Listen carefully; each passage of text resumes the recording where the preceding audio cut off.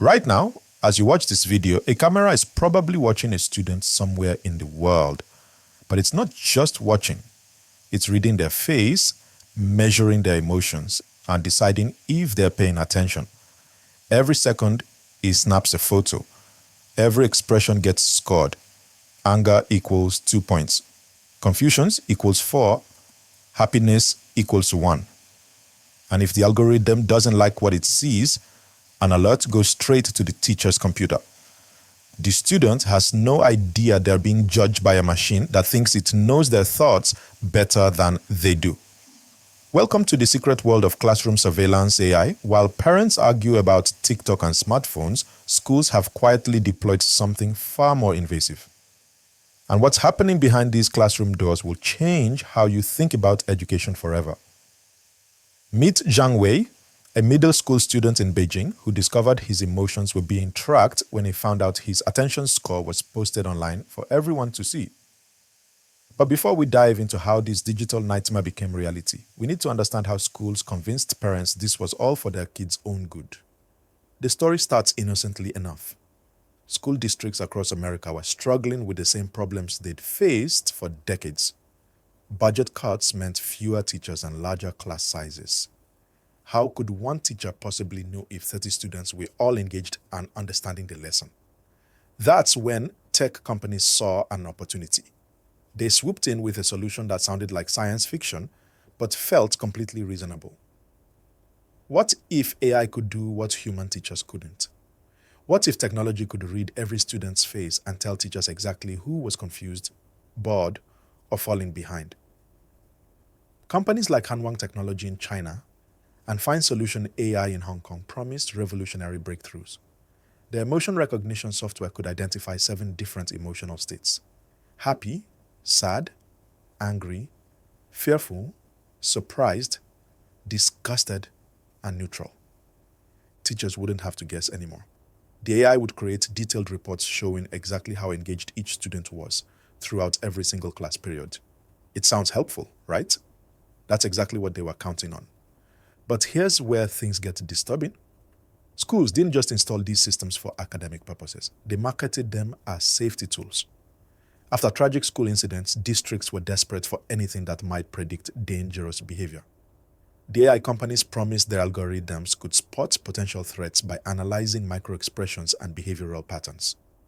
One system claimed it could identify students who might become violent by tracking how often they frowned or looked angry. Parents, terrified for their children's safety, didn't ask too many questions about privacy. They just wanted their kids protected. And that fear opened the door to something much darker than anyone imagined. The Newlanshan First Secondary School in Beijing became ground zero for this experiment.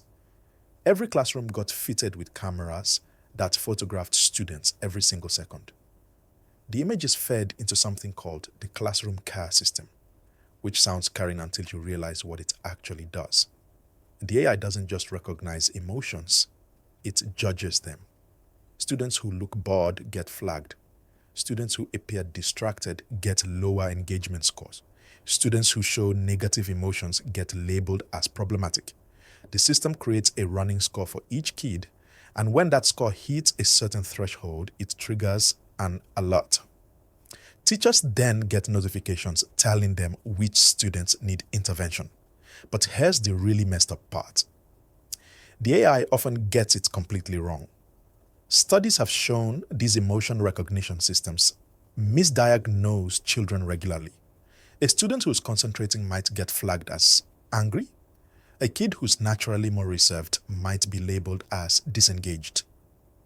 Some software has even mischaracterized normal facial expressions as evidence of learning disabilities or attention disorders. We're letting machines make judgments about children's mental states and academic potential based on a technology that barely works.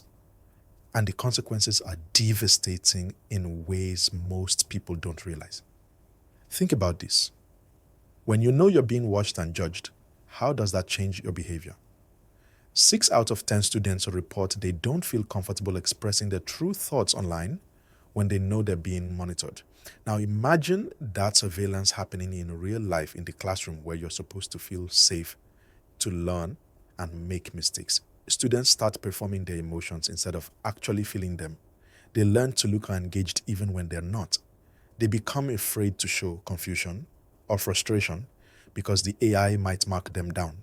This creates what experts call a chilling effect. Students stop asking questions because they don't want their confusion to be documented.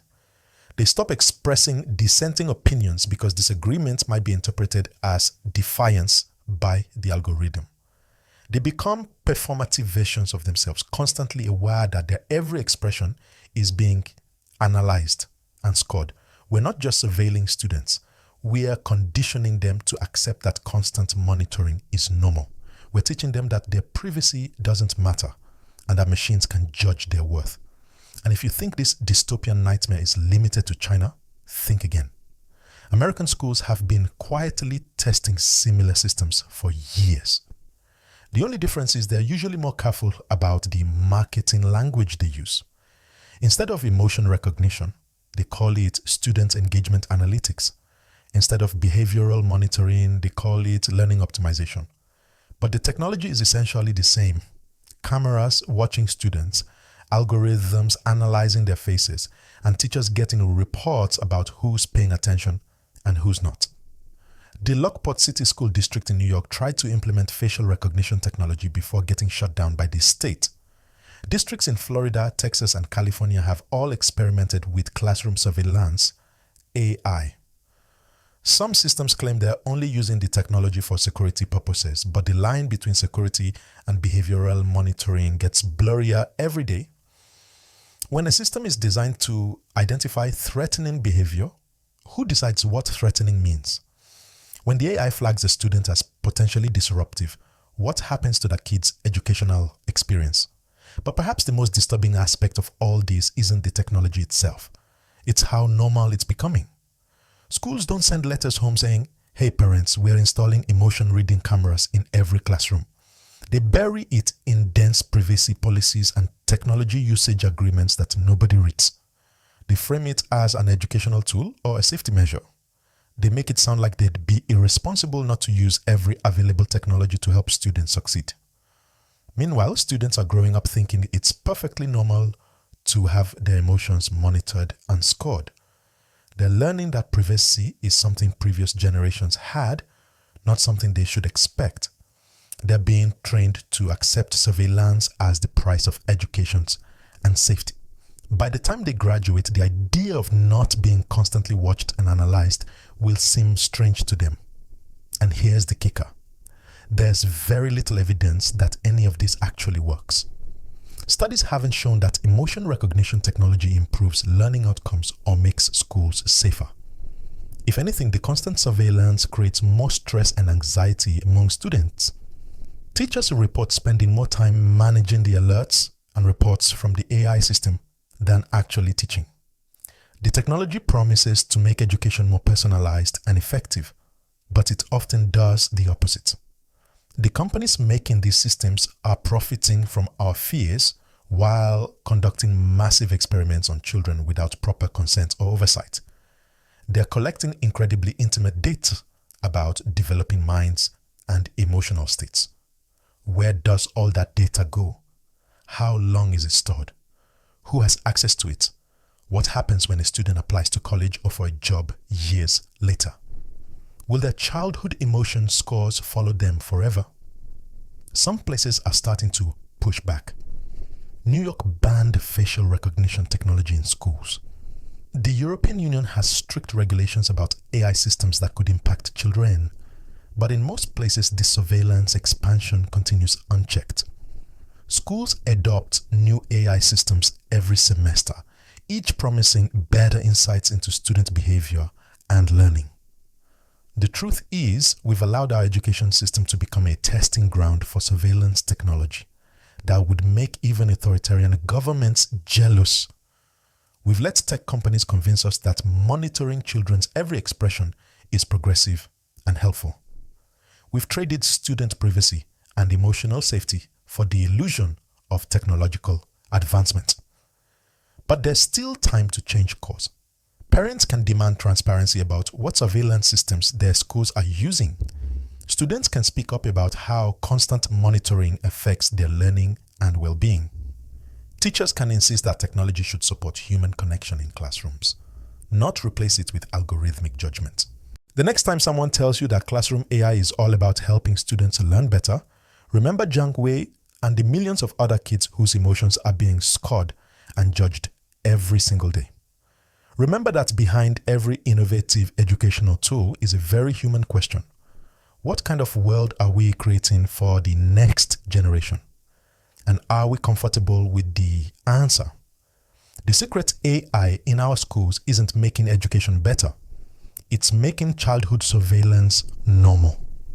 And once we've normalized watching and judging every expression a child makes, there's no going back. The question isn't whether this technology will get more sophisticated. It's whether we'll decide that some things are more important than data points and efficiency scores, like trust, like privacy, like the simple right to learn without being watched